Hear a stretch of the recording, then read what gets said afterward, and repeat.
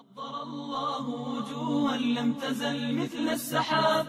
الحمد لله رب العالمين والصلاة والسلام على سيد الأنبياء والمرسلين محمد وآلہ وصحبہ اجمعین. طلبہ عزیز، آج کا ہمارا درس گزشتہ کل کے درس مبادیات حدیث کا تتمہ ہے. اب ہم گفتگو کرنے جا رہے ہیں تدوین حدیث کے بارے میں کہ احادیث کی جمع و ترتیب کا کام کب ہوا. آیا عہد رسالت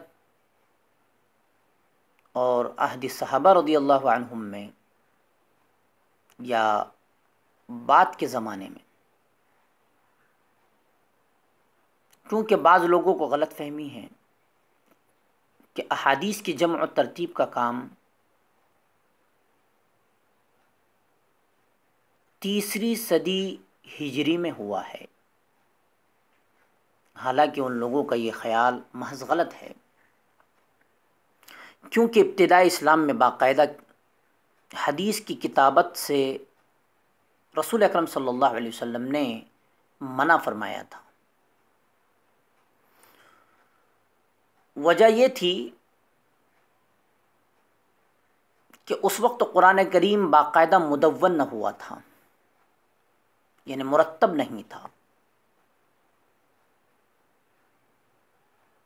اب دونوں مستقل طور پر لکھے جاتے ہیں تو قرآن و حدیث کے گڑمڑ ہو جانے اور خلط ملط ہو جانے کا خطرہ تھا.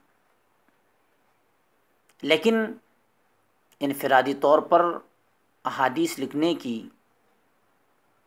نہ صرف اجازت تھی بلکہ خود حضرت صلی اللہ علیہ وسلم نے بعض موقع پر اس کا حکم فرمایا.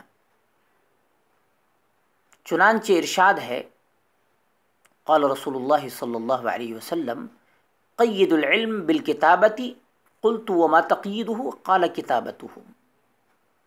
رسول اللہ صلی اللہ علیہ وسلم نے اس حدیث پاک میں باقاعدہ کتابت حدیث کا حکم فرمایا. لیکن یاد رہے کہ کتابت حدیث کی عام اجازت نہیں تھی، انفرادی طور پر اجازت تھی. چنانچہ بہت سے صحابہ کرام رضی اللہ تعالیٰ عنہم نے احادیث کا مجموعہ جمع کر لیا تھا.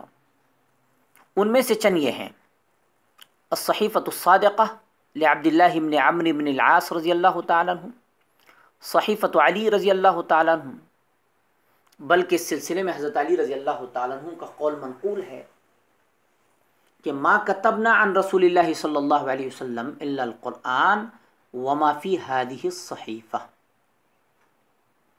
اسی طرح کتاب الصدقہ، اس میں زکوٰۃ، صدقات، عشر وغیرہ کے احکام تھے. ان احادیث کا حضرت صلی اللہ علیہ وسلم نے املا کروایا تھا، یعنی کسی کو لکھوایا تھا. صحف انس بن مالک رضی اللہ تعالیٰ عنہ، صحیفۃ ابن عباس رضی اللہ تعالیٰ عنہ، صحیفۃ سعد بن عبادہ رضی اللہ تعالیٰ عنہ، صحف ابی ہریرہ رضی اللہ تعالیٰ عنہ، صحیفۃ جابر بن عبداللہ رضی اللہ تعالیٰ عنہ. یہ چند مثالیں اس بات کو واضح کرنے کے لیے کافی ہے کہ عہد رسالت صلی اللہ علیہ وسلم اور عہد صحابہ رضی اللہ تعالیٰ عنہم میں کتابت حدیث کا طریقہ خوب اچھی طرح رائج ہو چکا تھا. ہاں، یہ درست ہے کہ تدوین حدیث کی یہ تمام کوششیں انفرادی نوعیت کی تھیں. اسی لیے ہم نے اوپر بتا دیا کہ عام اجازت نہیں تھی، انفرادی طور پر صرف اجازت ہی نہیں بلکہ حکم فرمایا تھا. اس کے علاوہ حفاظت حدیث کے لیے حفظ روایت کا طریقہ بھی استعمال کیا گیا. نیز تعامل، یعنی رسول اللہ صلی اللہ علیہ وسلم کے اقوال و افعال پر بجنسہا ہو بہو عمل کر کے صحابہ کرام رضی اللہ تعالیٰ عنہم اسے یاد کرتے تھے. بہت سے صحابہ رضی اللہ تعالیٰ عنہ سے منقول ہے کہ انہوں نے کوئی عمل کیا اور اس کے بعد فرمایا ہاکذا رأیت رسول اللہ صلی اللہ علیہ وسلم یفعل. یہ طریقہ بھی حفظ حدیث کا نہایت قابل اعتماد طریقہ تھا۔ گفتگو کا خلاصہ یہ ہے کہ عمر بن عبدالعزیز رحمہ اللہ کے زمانے تک یہ سلسلہ چلتا رہا۔ انہوں نے محسوس کیا کہ اگر باقاعدہ طور پر حدیث کو مدون نہ کیا جائے، مدون یعنی مرتب نہ کیا جائے، احادیث کو اکٹھا اور جمع نہ کیا جائے تو علم حدیث کے مٹنے کا خطرہ ہے۔ چنانچہ انہوں نے مدینہ طیبہ کے قاضی ابو بکر ابن حزم کے نام خط لکھا، جس میں ان کو حکم دیا، انظر ما کان من حدیث رسول اللہ صلی اللہ علیہ وسلم فاکتبہ فإنی خفت دروس العلم وذہاب العلماء۔ یعنی اس میں حضرت عمر بن عبدالعزیز رحمہ اللہ نے فرمایا کہ رسول اللہ صلی اللہ علیہ وسلم کی احادیث جہاں بھی نظر آئے اس کو فوراً لکھ لو، اس لیے کہ مجھے علم اور علماء کے اٹھ جانے اور ختم ہونے کا خطرہ ہے۔ چنانچہ ان کی نگرانی میں تدوین حدیث کا، احادیث کی جمع و ترتیب کا باقاعدہ سلسلہ شروع ہوا، جس کے نتیجے میں کئی کتابیں وجود میں آئیں، جن کو ذکر کیا جا رہا ہے۔ نمبر 1، کتب ابی بکر ابن حزم، رسالۃ سالم ابن عبداللہ فی الصدقات، دفاتر الزہری، کتاب السنن لمکحول وغیرہ رحمہم اللہ۔ بہرحال حضرت عمر بن عبدالعزیز رحمہ اللہ کی وفات سن 101 ہجری میں ہوئی۔ اس وقت تک حدیث کی یہ ساری کتابیں وجود میں آ چکی تھیں۔ اس سے ثابت ہوا کہ یہ کہنا غلط ہے کہ تدوین حدیث کا عمل، جمع و ترتیب کا عمل 3 صدی ہجری کا ہے، بلکہ دور صحابہ رضی اللہ تعالیٰ عنہ سے ہی حدیث محفوظ کرنے کا سلسلہ جاری تھا، جس پر مذکورہ بالا تحریر شاہد ہے۔ آگے ہم عنوان قائم کر رہے ہیں حدیث کی بعض اصطلاحات اور ان کی تعریفات۔ ان اصطلاحات اور تعریفات کو جاننا نہایت ہی ضروری ہے، اس لیے کہ یہ اصطلاحات اور تعریفات کتاب کو سمجھنے اور حدیث کی حقیقت کو جاننے میں ممد و معاون ثابت ہوگی۔ چنانچہ سب سے پہلے ہم ذکر کر رہے ہیں سند یا اسناد کو، کہ سند کس کو کہتے ہیں یا اسناد کس کو کہتے ہیں، دونوں بھی مترادف ہے، سند کہیے یا اسناد کہیے۔ چنانچہ سند یا اسناد کہا جاتا ہے متن حدیث کے سلسلے روات، یعنی نبی کریم صلی اللہ علیہ وسلم سے لے کر صاحب کتاب تک حدیث کو روایت کرنے والوں کے سلسلے کو سند یا اسناد کہتے ہیں۔ اسی طرح متن، حدیث کے ان الفاظ کو متن کہتے ہیں جو نبی کریم صلی اللہ علیہ وسلم سے اب تک بجنس ہی ہو بہو بلا کم و کاست، کمی زیادتی کے بغیر نقل ہوتے چلے آئے ہیں۔ سند یا اسناد اور متن کو ایک مثال کے ذریعے میں سمجھا رہا ہوں، چنانچہ میں پڑھ رہا ہوں حدثنا ابو الیمان قال اخبرنا شعیب قال حدثنا ابو الزناد عن الاعرج عن ابی ہریرۃ رضی اللہ تعالی عنہ ان رسول اللہ صلی اللہ علیہ وسلم قال والذی نفسی بیدہ لا یؤمن احدکم حتی اکون احب الیہ من والدہ وولدہ۔ دیکھیے اس حدیث میں حدثنا سے ابی ہریرہ رضی اللہ تعالیٰ عنہ تک اسناد ہے یا سند ہے، اور اس کے بعد سے آخر تک کے حصے کو متن کہیں گے۔ آگے ہم بڑھ رہے ہیں، حدیث کی 3 قسمیں بیان کی جاتی ہے بلحاظ اسناد، یعنی اسناد کے لحاظ سے، اسناد کے اعتبار سے حدیث کی 3 قسمیں ہیں۔ نمبر 1 مرفوع، نمبر 2 موقوف، نمبر 3 مقطوع۔ مرفوع کس کو کہتے ہیں؟ جس حدیث کی روایت کا سلسلہ نبی کریم صلی اللہ علیہ وسلم تک پہنچتا ہے اسے حدیث مرفوع کہتے ہیں۔ جیسے کہا جائے کہ نبی کریم صلی اللہ علیہ وسلم نے ارشاد فرمایا، نبی کریم صلی اللہ علیہ وسلم نے یہ کام کیا، نبی کریم صلی اللہ علیہ وسلم نے اس قول و فعل پر تقریر فرمائی، تقریر یعنی سکوت فرمایا، یا یہ کہا جائے کہ یہ حدیث نبی کریم صلی اللہ علیہ وسلم سے مرفوعاً ثابت ہے، یا حضرت ابن عباس رضی اللہ تعالیٰ عنہما نے اس حدیث کو مرفوعاً بیان فرمایا ہے۔ تو اس حدیث کو جس کی سند نبی کریم صلی اللہ علیہ وسلم پر جا کر ختم ہوتی ہے حدیث مرفوع کہا جائے گا۔ پھر ہے موقوف، جس حدیث کی روایت کا سلسلہ صحابی پر پہنچ کر ختم ہو جاتا ہے اسے حدیث موقوف کہتے ہیں۔ مثلا اس طرح کہیں کہ ابن عباس رضی اللہ تعالیٰ عنہما نے فرمایا، ابن عباس رضی اللہ عنہما نے اس طرح کیا، یا ایسے ہی کہا جائے کہ یہ حدیث ابن عباس رضی اللہ تعالیٰ عنہما پر موقوف ہے۔ پھر ہے مقطوع، اسی طرح جس حدیث کی سند تابعی تک پہنچ کر ختم ہو جائے اسے حدیث مقطوع کہا جاتا ہے۔ بعض حضرات کے نزدیک موقوف اور مقطوع کو اثر بھی کہتے ہیں،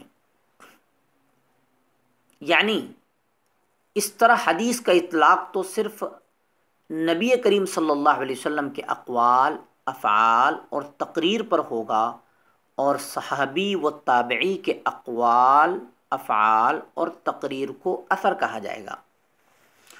گویا یہاں آپ کو حدیث اور اثر کے درمیان فرق معلوم ہوا کہ آپ صلی اللہ علیہ وسلم کے اقوال، افعال اور تقریر کو حدیث کہتے ہیں، اور صحابی و تابعی کے اقوال و افعال اور تقریر کو اثر کہتے ہیں۔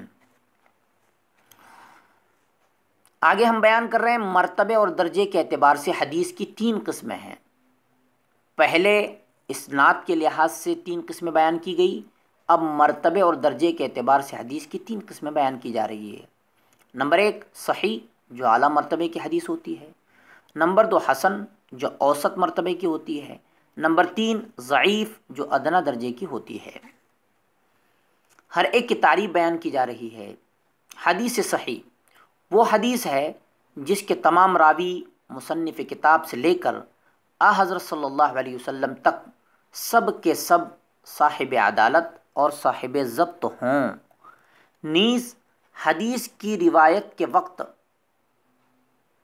راوی مسلمان ہو، عاقل ہو اور بالغ ہو۔ تعریف میں 2 قید ذکر کی گئی ہے، صاحب عدالت اور صاحب ضبط۔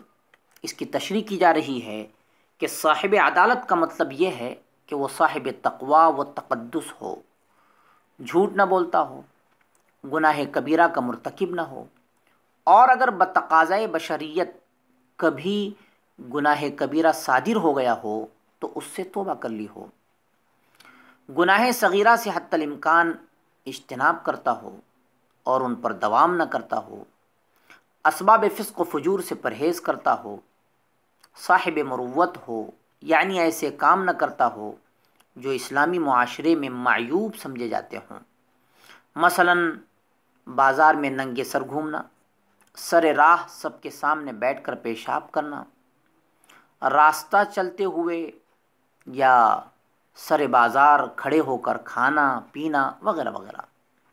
دوسری قید تھی صاحب ضبط۔ صاحب ضبط کے معنی ہے کہ وہ نہایت ہوشیار و سمجھدار ہو، قوی حافظہ رکھتا ہو تاکہ حدیث کے الفاظ بجنس ہی ہو بہو یاد رکھ سکے، اور روایت حدیث کے وقت کسی قسم کی بھول چوک اور شک و شبے کی گنجائش نہ رہ سکے۔ مصنف کتاب سے لے کر حضرت صلی اللہ علیہ وسلم تک جتنے راوی ہیں، اگر ان صفات و خصوصیات کے معیار پر پورے اترتے ہوں تو ان کی روایت کردہ حدیث صحیح کہلائیں گی، اور اگر یہ تمام صفتیں راوی میں پوری پوری پائی جائیں گی تو اس کی روایت کردہ حدیث کو صحیح لذاتی ہی کہیں گے۔ لیکن راوی میں اگر ان مذکورہ بالا صفات جو اوپر ذکر کی گئی ہے ان میں سے کوئی صفت کم پائی جائے یا کوئی صفت نہ پائی جائے تو اس کمی کو کثرت طرق سے پورا کیا جائے گا، اور پھر اس روایت کردہ حدیث کو صحیح لغیرہ کہیں گے۔ خلاصہ یہ ہے کہ اوپر جو صفات ذکر کی گئی ہے وہ پوری کسی راوی میں پائی جاتی ہے تو اس کی روایت کردہ حدیث کو صحیح لذاتی ہی کہیں گے، لیکن اگر اس راوی میں کوئی صفت کمی کے ساتھ پائی جا رہی ہے تو اس کمی کو کثرت طرق سے پورا کیا جائے گا، اور کثرت طرق سے پورا کرنے کے بعد اس کی روایت قابل قبول تو ہوگی لیکن اس کی روایت کو حدیث لغیرہ ہی کہا جائے گا۔ نمبر 2، حدیث حسن۔ مصنف کتاب سے لے کر حضرت صلی اللہ علیہ وسلم تک راوی میں سے کسی ایک راوی میں ان مذکورہ بالا صفات میں سے کوئی کمی یا قصور ہو اور وہ کثرت طرق سے پوری بھی نہ ہوتی ہو تو اس کی روایت کردہ حدیث کو حدیث حسن کہا جائے گا۔ گویا حدیث لغیرہ، صحیح لغیرہ اور حدیث حسن میں تھوڑا سا فرق ہے۔ راوی میں کوئی صفت کم پائی جا رہی ہے اور کثرت طرق سے وہ کمی پوری ہو رہی ہے تو ایسے راوی کی روایت کو صحیح لغیرہ ہی کہیں گے، اور اگر وہ کمی کثرت طرق سے پوری نہیں ہو رہی ہے تو ایسے راوی کی روایت کردہ حدیث کو حدیث حسن کہا جائے گا۔ نمبر 3، حدیث ضعیف۔ حدیث صحیح اور حدیث حسن کی مذکورہ بالا شرائط میں سے ایک یا زیادہ شرائط اگر راوی میں مفقود ہوں، مثلا حدیث کا راوی صاحب عدالت نہیں ہے یا صاحب ضبط نہیں ہے، دونوں کے تشریح اوپر گزر چکی ہے، تو اس کی روایت کردہ حدیث ضعیف کہلائیں گی۔ بہرحال یہ مرتبہ کے اعتبار سے حدیث کی 3 قسمیں بیان ہو چکی ہے۔ اب بلا ترتیب متواتر کس کو کہتے ہیں اور مشہور کس کو کہتے ہیں؟ تو متواتر وہ حدیث ہے کہ جس کو ابتدا سے انتہا تک یکساں بلا تعین عدد اسانید کثیرہ سے اتنے راویوں نے روایت کیا ہو کہ جن کا جھوٹ پر متفق ہونا یا ان سے اتفاقیہ بھی جھوٹ کا صادر ہونا عقلاً محال ہو، تو ایسی روایت کو متواتر کہتے ہیں۔ آپ اس کی تعریف اصول الشاشی میں بھی پڑھ چکے ہیں۔ پھر ہے حدیث مشہور، وہ حدیث غیر متواتر جس کے راوی ہر طبقے میں کم از کم 3 یا 3 سے زیادہ ہوں۔ بعض محدثین کے نزدیک مشہور کو مستفیض بھی کہتے ہیں۔ اسی طرح جب حدیث کی اصطلاحات کی بات چل رہی ہے تو ایک اصطلاح استعمال ہوتی ہے روایت۔ روایت کا معنی ہے حدیث کو بیان کرنا۔ اسی طرح راوی کس کو کہتے ہیں؟ راوی حدیث نقل کرنے والا، سند حدیث میں آنے والا ہر فرد راوی کہلاتا ہے اور پورا مجموعہ سند کہلاتا ہے۔ اسی طرح مروی کس کو کہتے ہیں؟ جس کو روایت کیا جائے، خواہ وہ قول ہو یا فعل ہو، جس کو سند کے بعد ذکر کیا جاتا ہے اس کو متن اور روایت بھی کہتے ہیں۔ اسی طرح محدث کس کو کہتے ہیں؟ حدیث کی اصطلاح میں وہ عالم جسے حدیث کے الفاظ و معنی دونوں کا علم ہو روایات اور اس کے راویوں سے بھی واقف ہو، لیکن ہمارے زمانے کے اعتبار سے محدث وہ ہے جو کتب حدیث کے مطالعے اور درس و تدریس کے ساتھ زیادہ تر اشتغال رکھتا ہو۔ اسی طرح حدیث کی اصطلاح میں حافظ محدث کو کہا جاتا ہے جس کو کم از کم 1,00,000 احادیث کا پورا علم ہو۔ اسی طرح حجہ حدیث کی اصطلاح میں وہ محدث جس کو احادیث سے ایسی واقفیت ہو کہ شاید ہی کوئی حصہ اس کی معلومات سے باہر ہو۔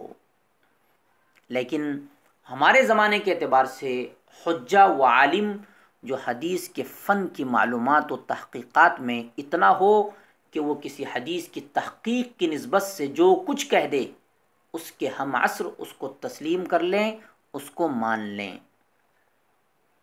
اسی طرح ایک اصطلاح استعمال ہوتی ہے صحاح ستہ۔ صحاح ستہ حدیث شریف کی مشہور 6 کتابیں ہیں: بخاری، مسلم، نسائی، ابو داود، ترمذی، ابن ماجہ۔ اسی طرح صحیحین ایک اصطلاح استعمال ہوتی ہے۔ صحیحین حدیث کی اصطلاح میں بخاری اور مسلم شریف کو کہتے ہیں۔ اسی طرح حدیث کی اصطلاح میں سنن اربعہ 4 کتابوں کو کہا جاتا ہے: نسائی، ابو داود، ترمذی، اور جمہور کے نزدیک ابن ماجہ۔ اسی طرح شیخین حدیث کی اصطلاح میں امام بخاری اور امام مسلم رحمہم اللہ کو کہتے ہیں۔ اسی طرح حدیث کی اصطلاح میں ایک اصطلاح استعمال ہوتی ہے متفق علیہ۔ یہ بار بار استعمال ہوگی، وقتاً فوقتاً کچھ احادیث آئیں گی اور آخر میں استعمال کیا جائے گا متفق علیہ، یعنی یہ اصطلاح استعمال کی جائے گی۔ تو متفق علیہ کا کیا مطلب ہے؟ جس پر امام بخاری اور امام مسلم رحمہم اللہ متن اور سند دونوں میں متفق ہوں، یا بعض کے نزدیک دونوں ایک ہی صحابی سے روایت کریں۔ بہرحال ابھی مبادیات سے متعلق کچھ باتیں اور باقی ہے، آئندہ نشست میں انشاءاللہ ان کو مکمل کیا جائے گا۔ وصلی اللہ تعالی علی خیر خلقہ محمد و آلہ و صحبہ اجمعین برحمتک یا ارحم الراحمین۔